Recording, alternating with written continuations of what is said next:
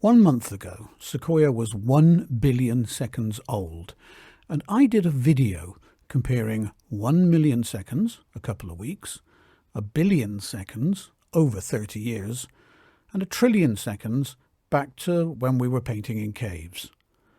So how about 7.5 trillion seconds, and why does it matter? Quick recap. 1 million seconds ago, 2 weeks, I was in the butcher's buying a decent steak. 1 billion seconds ago, Sequoia was being formed. 1 trillion seconds ago, our ancestors were painting on the walls of caves in France. 7.5 trillion seconds ago, the very earliest Homo sapiens had just evolved from our more primitive ancestors. Why am I telling you this?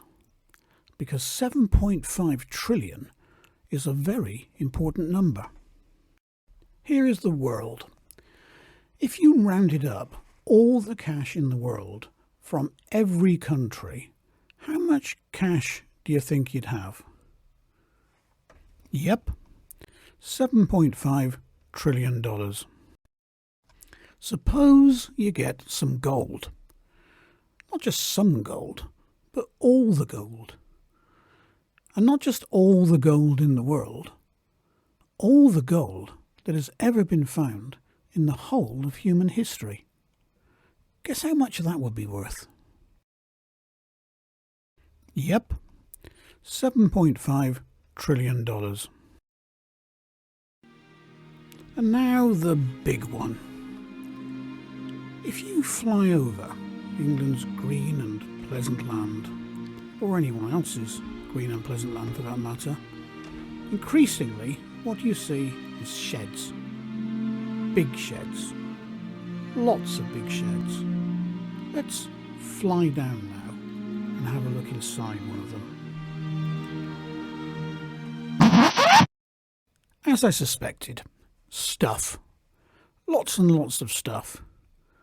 Or is it? Is it in fact cash? Or stuff? Or cash? Or both?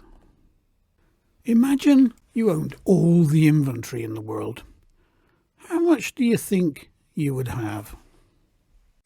Handily, PwC has been monitoring global working capital for some years now by conducting an annual survey of 20,000 global companies. Based on their data, the world had $7.5 trillion of inventory at the time of the pandemic. Astonishing. But we all need working capital, don't we? But is your working capital really working? All of our experience with clients suggests that 2/3 of the working capital is working, while 1/3 is playing hooky. Why's that?